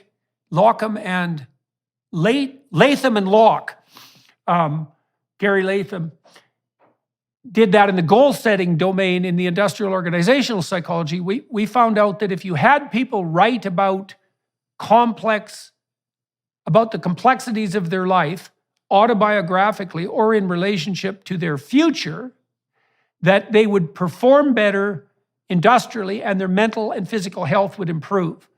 So we started working with Adeo to predict creative competence, and that gave us a bit of capital. And then we started to develop I think that was the right order, we started to develop the self-authoring tests. And our goal was to produce tests that were scientifically validatable, that were inexpensive, that were scalable, that would do no harm, and that had demonstrated validity in terms of improving performance in mental health. And so, Daniel, you want to walk through the self-authoring suite a little bit? Yeah, the self-authoring suite is essentially a series of writing exercises, future authoring, past authoring, and present authoring. And I like to start with the future authoring because it gives you the most bang for your buck. And essentially, it's a series of writing exercises where you're asked to think about what you want out of life in more concrete detail than you do typically, and to work out some processes to elaborate on that vision of an ideal future, and then to actually break up the steps that would be required in order for you to start making motion towards that, and then to look at the impediments and things that can help you to execute those plans. And so the future authoring is a good way to get people motivated. And I think maybe you might talk in some detail about the study that we did at the college, because you're a little bit more familiar with the details of that than I am. We'll be back in one moment. First, we wanted to give you a sneak peek at Jordan's new documentary, Logos and Literacy. I was very much struck by how the translation of the biblical writings jump-started the development of literacy across the entire world. Illiteracy was the norm. The pastor's home was the first school, and every morning it would begin with singing. The Christian faith is a singing religion. probably 80% of scripture memorization today exists only because of what is sung. This is amazing. Here we have a Gutenberg Bible printed on the press of Johann Gutenberg. Science and religion are opposing forces in the world, but historically that has not been the case. Now the book is available to everyone. From Shakespeare to modern education and medicine and science to civilization itself. It is the most influential book in all of history, and hopefully people can walk away with at least a sense of that.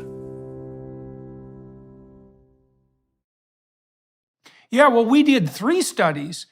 You and I and Bob did all these studies. And so Bob had a student who was working at McGill who was interested in potentially in the prediction of performance. And so we set out to see if we allowed students or encouraged students to write about their future, to make a plan, to develop a vision for 6 dimensions of their future: intimate relationships, job, career, education, care of mental and physical health, use of time outside of work, regulation of response to temptations, friendship networks, development of friendship networks, to develop a coherent plan for those domains in relatively constrained circumstances, right? I think we had people write for 90 minutes or write about what they had done the previous 2 weeks for 90 minutes. And then we evaluated first at McGill, we evaluated the impact of a goal-setting program on academic performance. And we found that we decreased the dropout rate, and these are fairly highly selected students at McGill because it's a selective university. We dropped their dropout rate substantially, and we increased their academic performance by 35%. And you'd expect that universities would just jump all over that. It's like that's a walloping improvement in performance. And although they didn't, that's for sure. And then we did some work with Michaela Schippers in the Netherlands at the business school there and ran another series of studies over a couple of years showing that we got exactly the same results for undergraduate business schools, but that the results were even more pronounced for men who were underperforming, men in general were underperforming, and even more specifically for minority men. So it was this weird intervention. Most interventions, psychological interventions, help people who aren't doing well do somewhat better, but at the same time, they help people who are doing well do even better. But this intervention had this paradoxical effect where it really raised the bottom part of the performance distribution. And the culminating study in that sequence of studies we did at Mohawk College, and we had kids come in for their orientation day and write for 90 minutes about their future or write about what they did for the past 2 weeks. And we dropped their dropout rate 50% the first year, which was, and that was mostly, and it worked best for the men who had the lowest grades in high school and for minority men again. And so we thought, well, this is just a no-brainer. People are going to eat this up like mad because, well, why wouldn't you want a intervention that's dirt cheap, that reduces dropout by 50% and particularly targets minority men? Like, what a deal for everyone, regardless of your politics. And we worked with Mohawk for 10 months afterwards, retooling our damn software to fit their bureaucratic idiocy. And at the end of that, which was a lot of trouble for us, they just dropped it. Yeah, that was hilarious. I really thought that was very funny. Yeah, well, and also very telling, man. It's like, we gave you a tool, it was dirt cheap, that took no time, that had no negative side effects, that doubled the performance of your incoming students, and we offered it to you with almost no difficulty and retooled it for your bureaucracy. And we did the study in your institution and we published it. And yet, at the end of this whole process, you basically told us that you weren't interested. It's like, yeah, you're bloody well not interested. That's why you have such a high dropout rate among young men, because you don't give a damn. And that's pretty much the situation in universities writ large. So what we decided to do, Bob, what we decided to do instead was just to sell this program to individuals, And we just stopped talking to corporations and large institutions altogether. And that was way better. Like, we have a pretty steady sales record now. We also produced a personality test called Understandmyself.com that enables people to go and do a big 5 personality analysis, gives them a detailed report on their personality. And also they can pair up with a partner, an intimate partner, say, and they can go do the test and get their own report. And then they can get a joint report detailing out their similarities and their differences. And Daniel, how many self-authoring programs are we selling a day? And how many Understand Myself programs are we selling a day on average now? About? I'm not sure. I can tell you that in aggregate, we've probably done about 500,000 to 600,000 Understand Myself users, and possibly maybe 400,000 self-authoring. But I could be wrong on that one. Well, it's a couple hundred a day anyways on a regular basis, eh? And the feedback we've been getting from people with regards to Understand Myself is very positive. People find the provision of accurate personality information about themselves extremely useful, and also on the partner front, because we only launched that, how long ago did we put the couples version of the personality test up? I think it was 2020, 2021 maybe. Right. So that hasn't been going that long. And Tammy and I did that and did a podcast about it. And we, even though we know each other well, and we designed, I designed at least part of the damn test, I still found doing it with her quite revealing. And it helped us understand each other better. Because people really are different. Go ahead, Daniel. The wonderful thing about the Understand Myself process is that it gives our users what you could call immediately actionable, like insight into what they're like and how they respond to various situations. And it doesn't require the same amount of time commitment as the self-authoring.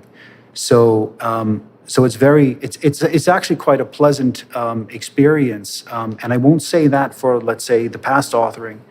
Right. The people who get the most value from the past authoring don't enjoy doing it. And sometimes they even get angry at us for asking them to do it. But the Understand Myself is immediately helpful, and I think it's immediately rewarding as well. Right. Well, the past authoring, there's a good dictum from clinical psychology that it's better to voluntarily face your demons, let's say, or the dragons, right? It's you put yourself in the zone of proximal development by adopting a voluntary stance of confrontation with complexity and threat. And one of the things we ask people in the past authoring exercise to do is to divide their life into sections, epochs, and then to write about the more emotionally compelling experiences, right? Both negative and positive. And yeah, that's quite difficult. And it does upset people. I mean, the research literature indicated, most of this generated by Pennebaker and the people who followed in his footsteps, basically showed that if you do an autobiographical exercise like that, which is akin in some sense to both confession and to psychotherapy, is that the immediate consequences are negative, because reliving those upsetting experiences is upsetting and can put you into a bit of a spin. But the medium to long-term consequences are very positive, both on the performance and on the mental and physical health front. And so you can think of self-author, all of those of you who are watching and listening, you can think of this selfauthoring.com set of exercises, the self-authoring suite, as, what would you say, as it's in some sense do-it-yourself, redemption, but certainly do-it-yourself psychotherapy. And, maybe it couldn't substitute for extremely high-quality psychotherapy conducted by someone who really knows what he or she is doing, but it's a pretty damn good home activity if you want to set your life straight. And I mean, I think the response we've had from the individuals who've been using it, well, you deal with that more because you've handled customer complaints and comments for years. I have lots of people in my lectures who come up to me and tell me, how helpful the Understand Myself program was, but also the self-authoring program. Fewer people because it's more difficult, but people often respond to the self-authoring program in a manner that indicates, that it's changed their life. And I used we developed the programs for my Maps of Meaning course, at the U of T, right? When we were first walking through the paper and pencil versions, I had students write autobiographies and then also write out a plan for the future. And I could watch the impact that it had on them. It's really something to be able to develop a vision for the future. And Well, it's really, go ahead. If any users are watching this, and I would say with the self-authoring suite, because we all have a limited amount of time and a limited amount of energy, and so if you're not sure that you can do the full thing, do the future authoring and do it badly, and push through it to the very end. If you're doing the past authoring, and you think you can only do a little bit at a time, do a little bit at a time. And then walk away from it, come back to it, reread it. Take your time over that one. They're really quite different. I don't think people should approach them the same way. Push the future authoring through to the end, and then you can redo it again later if you want to. But with the past authoring, if it's difficult, just do a little bit, set it aside, come back to it again later. It'll be waiting for you when you're ready. Yeah, right. Don't bite off more than you can chew. There's no need to. There's no need to. Yeah, and so well, we were pretty happy with the way the self-authoring and the Understand Myself tests have rolled out, because we were able to fulfill our vision. We should talk a little bit, guys, about some of the problems that we've encountered trying to keep our relationship intact over this 30-year period. I mean, we hit a lot of situations. I mean, it's been a pleasure overall and a real intellectual adventure and a personal adventure and rewarding in 15 different ways. But man, we hit some pretty brutal points of conflict over the years too, especially when we were trying to bring new people into the endeavor and also to retool our financial agreements, because Daniel, you sort of started out as a junior partner in some sense, and then, well, as our enterprise developed, and you developed the technology of the platform and plenty of the underlying ideas, your role grew, and then we had to retool our financial arrangements to take that into account. And that was every time we've had to address our constitutional agreement, and let's say, that's caused really weeks and even months of a fair bit of emotional turmoil for all of us. And it's not an easy thing to figure out exactly what's fair and to be able to maintain that across time. What are your memories of those processes, Daniel? The process of me insidiously taking over the whole company? Yeah, exactly that.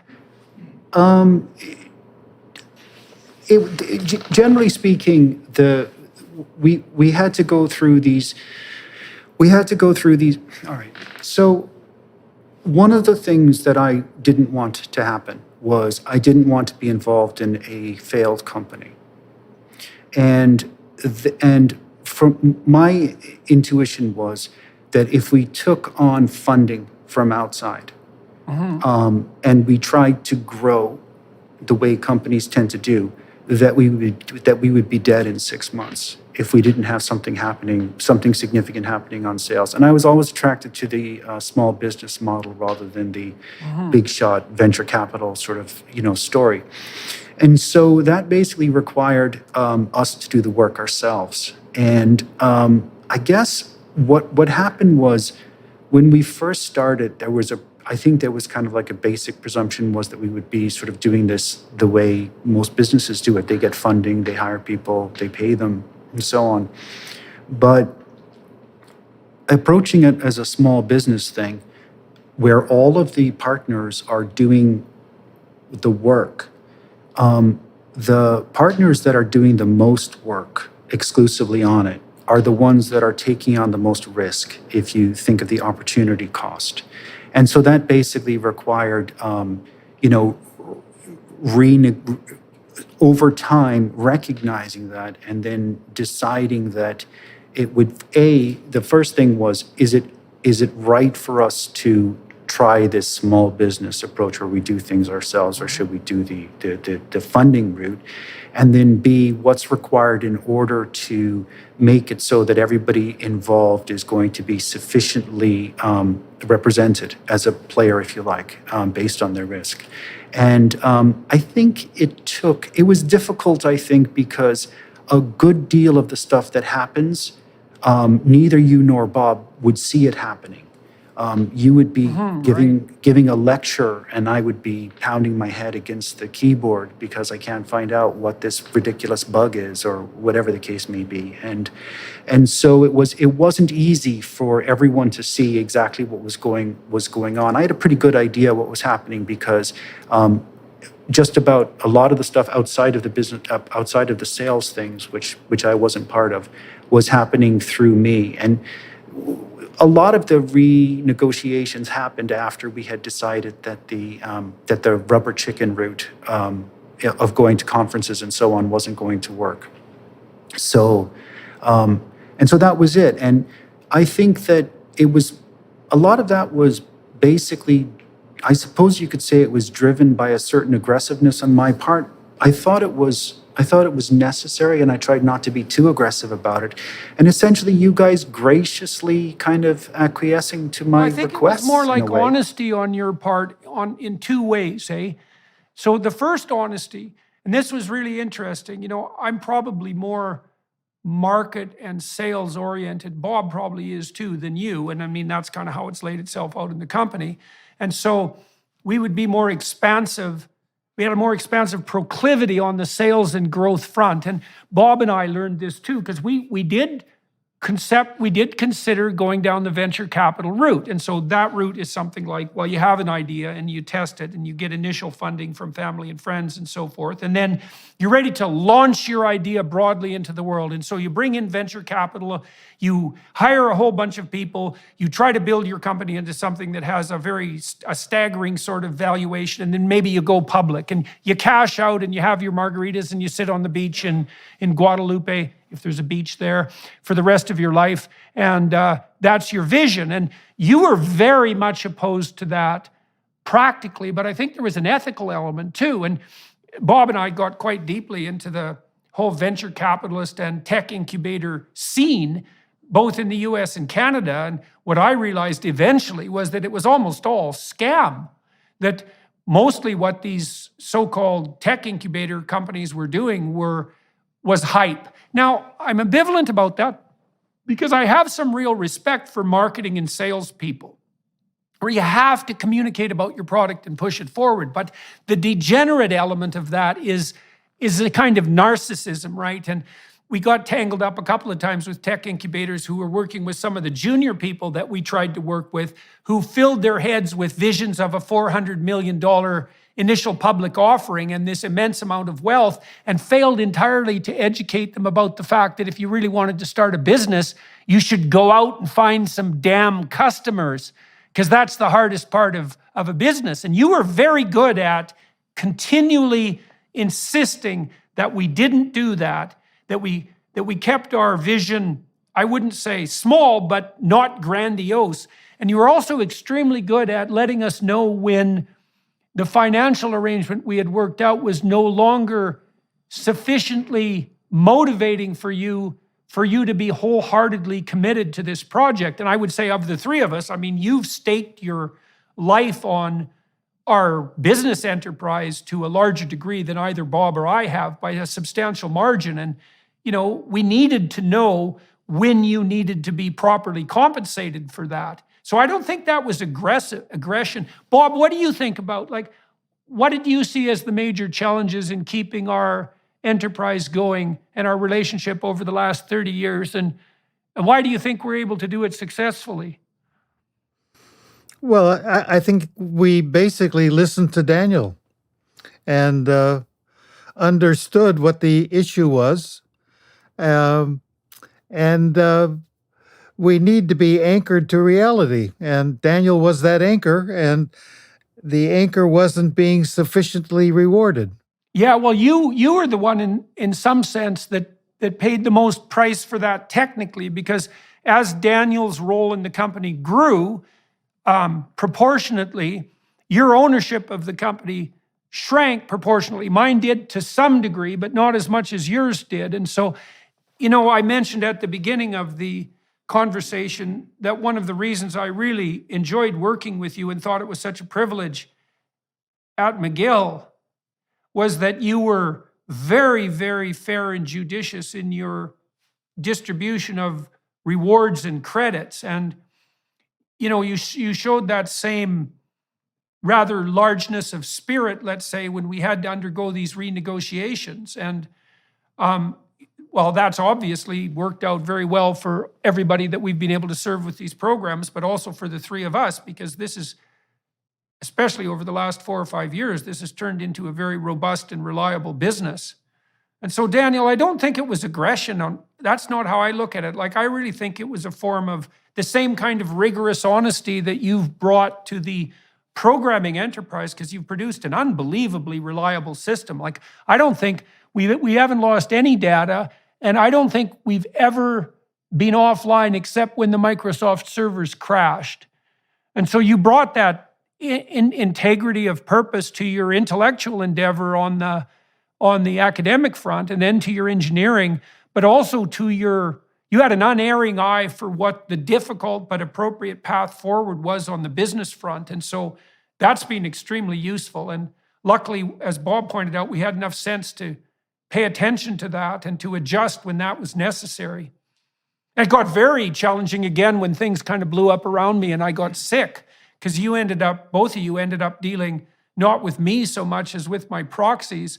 And well, that put and we also didn't really know what to do with the fact that I had come to such broad public attention at that point too, and how to reconfigure our business. Bob and I just decided that we were going to take advantage of it.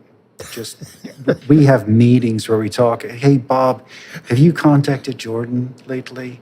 Because, we want to make sure that he still thinks we are his friend. Huh? We want to be able to ride this guy's coattails. Well, Yeah, right, when you were talking about the VC thing, occasionally, a very large window, birds will often try to fly through the window, and they hit the window and fall. Well, watching you and Bob trying to sell ExamCorp was a little bit like that.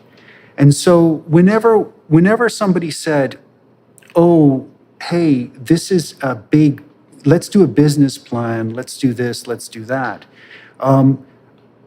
And you take a look at the sales situation, it wasn't very difficult to see, like, what would be different about these people? Why wouldn't these also be birds bouncing off a glass window? And I didn't see it. It wasn't it wasn't difficult. All I had to do was say, well, all I had to do was basically trust that you guys gave it a good go. And then just looking at these other situations, it was a very easy calculation to make. We're going to be dead in 6 months because they're not going to have any more success making sales. Then we have to figure out a very low-cost way of keeping this alive until we figure out what the formula is. And then we did figure out what the formula is. Largely, you did an experiment. I don't remember exactly when it was, but you just basically put the self-authoring suite online. You put together a website with a very simple PayPal button, and that gave us a proof of concept. And from that point forward, it was just like, we'll just deal with end users. They're great. They come to us, they want to use it, they love it. Sometimes they complain to us about the self-authoring suite being a little bit more painful than they were expecting. But there's no more. But there was no more of this. Trying to deal with a corporate structure and being bounced back down to HR and then booted out the door. Yeah. We were able to do that because a lot of the businesses, they have no issue at all. And this is more of a function of the size of the business. They will waste your time without giving it a second thought. And so once we started going to end users, it was better. Well, we were on the threshold of large business deals several times. Like, we had a contract pending with a very large organization in New York for the self-authoring suite. And it was literally on the CEO's desk for signature. And thank God it didn't go through, because we would have ended up as employees of this company. And we didn't charge nearly enough money for what we wanted to do in our ignorance. And the CEO resigned that day, and that had taken us like a year of work to organize that deal, and it just evaporated. And that happened to us. Like, we did have some sales successes in 9 out of 10 of the initial stages, but that was another thing about the complexity of dealing with corporations is that, you think you want to land a big fish and there's a lot of money in that, but it takes a lot of time. And there's such churn and turnover in corporations that you can end up talking to someone for like a year and then all of a sudden they're not there anymore. And that happened a lot. And that was certainly a reason why selling to individuals was better. I think our new market is great. You encounter these people all the time. It's so rewarding to provide these services for them. I get this through the emails that we get, but you also meet people at your events, and that's not that. I don't think that we would have done. I don't think we would have done better if we were working in the corporate world and working with end users. No, and it would have been way more annoying. Like one of the things everybody listening should understand is that if you make a deal ever with anyone who has more money than you, don't be so sure that you're not now an employee. Because you think, well, I'd like to land a big company and they'd be my client. It's like, yeah, if the company's a lot bigger than you, they're not your client. You are now their minion. And maybe you want that, right? Because you have to have a job, but don't ever be convinced that there aren't major strings that come along with that. One of the things I really liked about you, and also about working with you, Bob, too, on the entrepreneurial front, was that I think all three of us were free enough of delusion to understand pretty immediately on the industrial and corporate front that the only thing that really mattered, the only thing that was truly real, was the in-hand existence of paying customers. That's the fundamental metric, is like, I don't care about how your idea sounds, I don't care about the background of your team, etc. I don't care about your vision of the future. Those things are all relevant to some degree, but what I do care about is, have you even been able to find one person who will give you money for what you're producing? And we did keep that in mind, and that is why we eventually turned to private users. Yeah, people who want to improve themselves or help themselves, versus companies when we were asking someone to help other people who may not have particularly wanted to be helped. Have everybody in the department do the future authoring program. I remember being in school well enough to know that I wouldn't have liked that very much. Right. But Yeah, well, that's the advantage to dealing with these individuals. Like you said, it's a voluntary association. Yes, they like it, and they want to do it, and they want to do it for themselves as well. Each one of them is a mini victory. Right. Yeah, well, and it's a lovely thing. I mean, one of the things that Bob and I talked about a long time ago, and then obviously with you too, is, we were interested right from the beginning in working on the entrepreneurial front, partly just because of the challenge of learning how to do it. And God knows we learned plenty by going through the difficulties of banging ourselves against multiple sheets of glass window and breaking our necks over and over and over. I mean, our vision was to produce widely distributable psychological interventions at low cost with low overhead that would not hurt anyone and that would do people good. And I think that we have managed that to a large degree. Like, the research we've done on these interventions and measures has been very solid. And it's certainly the case that the hundreds of thousands of people who've used our technologies now many of them have set their lives on much more productive pathways. And that's a pretty damn good thing to be able to have participated in, and also to have profited from. And, one thing people who are a bit skeptical about capitalism might be asking is, well, why the hell didn't you just give away this all for free? How do we know this isn't greed? And we spent a lot of time talking about the right price, And it took us a long time to figure out what our self-authoring program was worth. It's like, well, if this is going to change your life, how much is it worth? And the answer to that was, well, it's worth about what people will pay for it, because that's the actual accurate number. And we sell it at quite a low cost. I mean, it's not the sort of thing that anybody in the developed world is going to have to strain themselves particularly to afford. But we decided not to distribute it for free. And we've never produced anything for free. We've always worked within a for-profit model. And for me, the advantage of that was twofold. It's like we had to produce the kind of products that people would actually pay for. So that was one way of demonstrating their attractiveness and value. And then the other thing, of course, is because we've been able to generate some capital as a consequence of doing this on a for-profit basis, we're not beholden to any outside stakeholders, governmental or private, and we have enough capital so that we can produce additional ventures. And Daniel, you're working on a refitting, for example, of our predictive battery. Do you want to, maybe we'll just wrap up with that. Do you want to just end with a brief description of where you're headed, where we're headed in the future? Sure, but let me just add to what you were saying. The people who are users, when they come, they pay for the assessments. I wouldn't ask them to do it for free because I think that robs them of their agency. When they pay for it, they can accept it or reject it. And if they don't like it, they can ask for their money back. And in my experience, I don't think people want free. I think that's a delusion of the computer age, the internet age.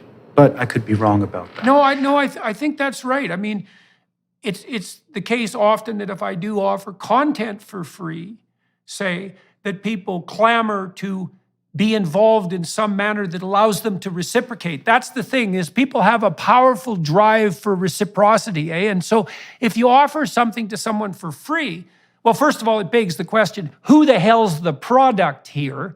Like, is it really free? And second, it doesn't allow people to discharge their moral burden, because people don't have to be beholden to us for having done them a favor. And the reason for that is because they paid us. And as far as we're concerned, that's a perfectly equal and desirable trade. Yeah, it's respectful. Yeah. So basically what I'm working on now, and I suppose it'll probably be something like sometime hopefully over the next 12 months. 12 years is a classic Freudian slip there. That's definitely Freudian. But it's to make it so that my target audience for this is small businesses. If large corporations want to use it, it's fine, as long as they don't expect to call me on the phone, because I don't want to go down that rabbit hole again. My target is small businesses, because we have a lot of small business users that use Understandmyself and Selfauthoring, and they use it informally. They just go there on their own, they purchase it, they distribute it to their people. It's all voluntary. There's no hard sale or anything like that. And so what I want to do is I want to streamline it to make it easier for small businesses and organizations like churches and so on and so forth to be able to purchase the Understandmyself and Selfauthoring for their members or their employees, whatever the case may be. But also, I'm going to use that platform to essentially bring the harder edged. We didn't talk about selection that much. You alluded to it. The fastest and easiest way to improve, let's say, your workforce is to use brutal selection practices. And everybody understood that until about 5 minutes ago. That's why, Harvard and Yale used to have brutal selection processes. Mm-hmm. Most people wouldn't their application isn't read.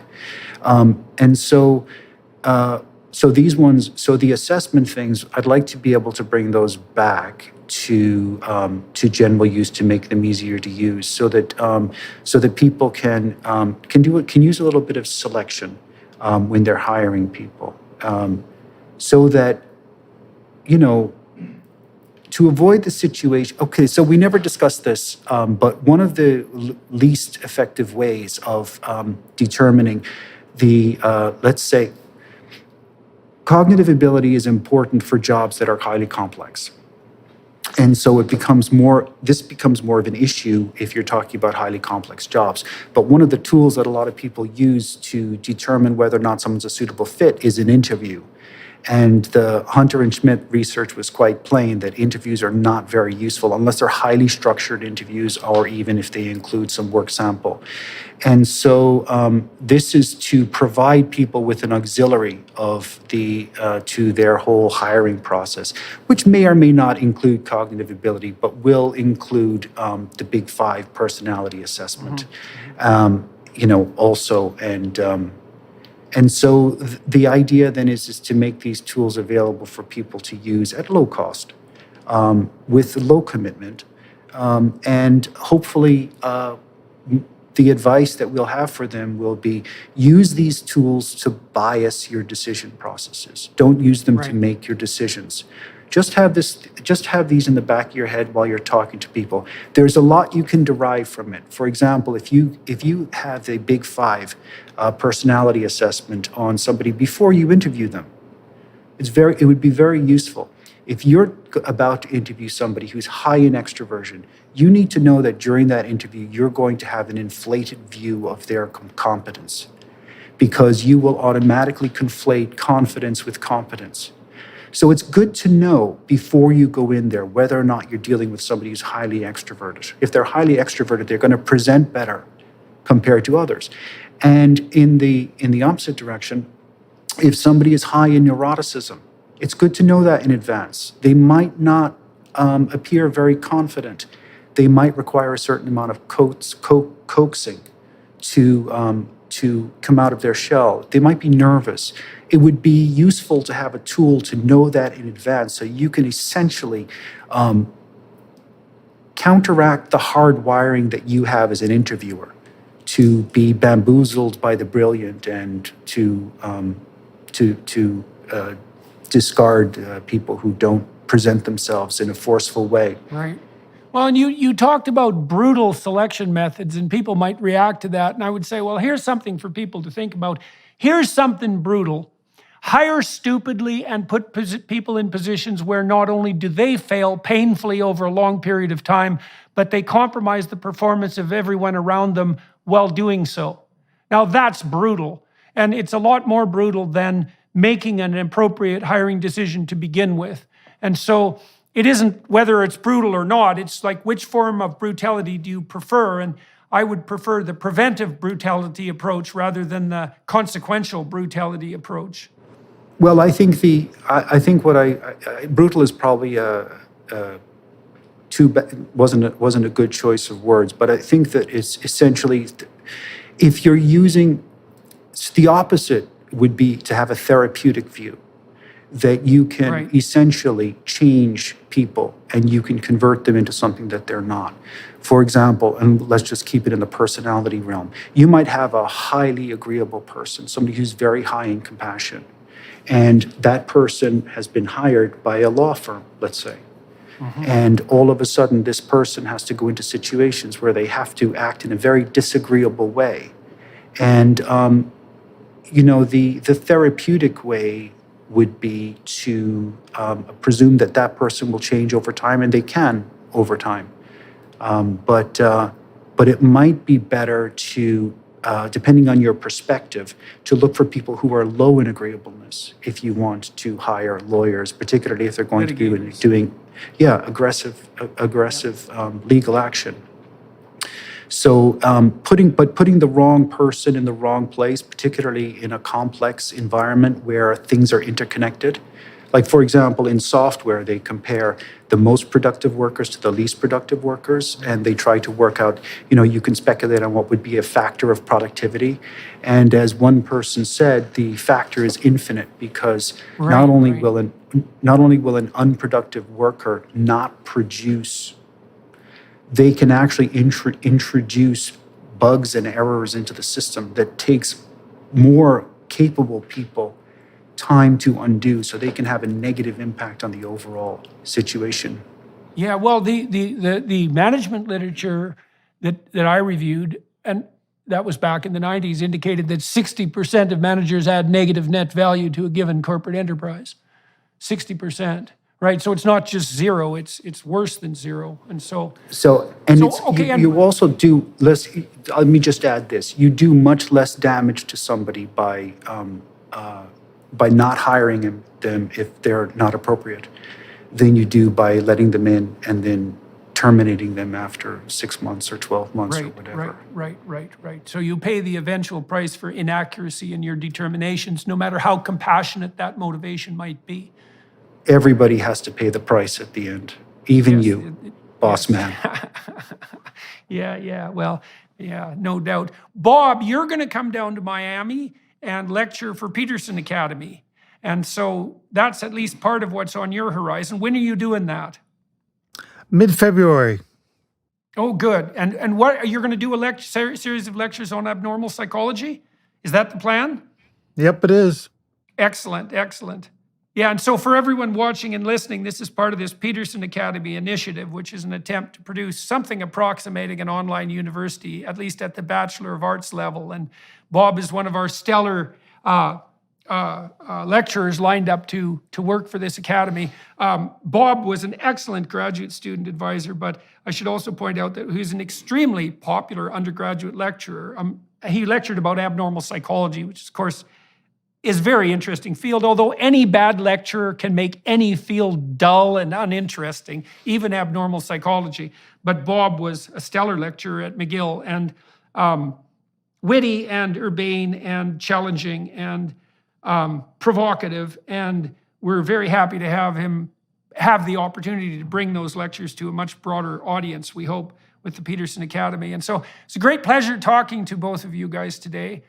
We covered a lot of the ground that we've covered in the last 3 decades, and so that was very entertaining. It's been a privilege to work with both of you, and quite the honor to have been able to produce a thriving enterprise despite the difficulties that has in fact resulted in helping perhaps tens of thousands and maybe hundreds of thousands of people. I mean, that really was a fulfillment of our initial vision, right? Because I remember we established these principles at the beginning of our collaboration, right? Is that we were going to produce valid psychological interventions and assessment methods, low cost, widely distributed, scalable, inexpensive, and do no harm. And that we were also going to stay relatively minimal on the employee front, which we have because there's basically us three and the person that you've hired part-time to do customer service. And so it really looks like, although it took a long time for it to unfold into work, it looks like we did hit the target that we had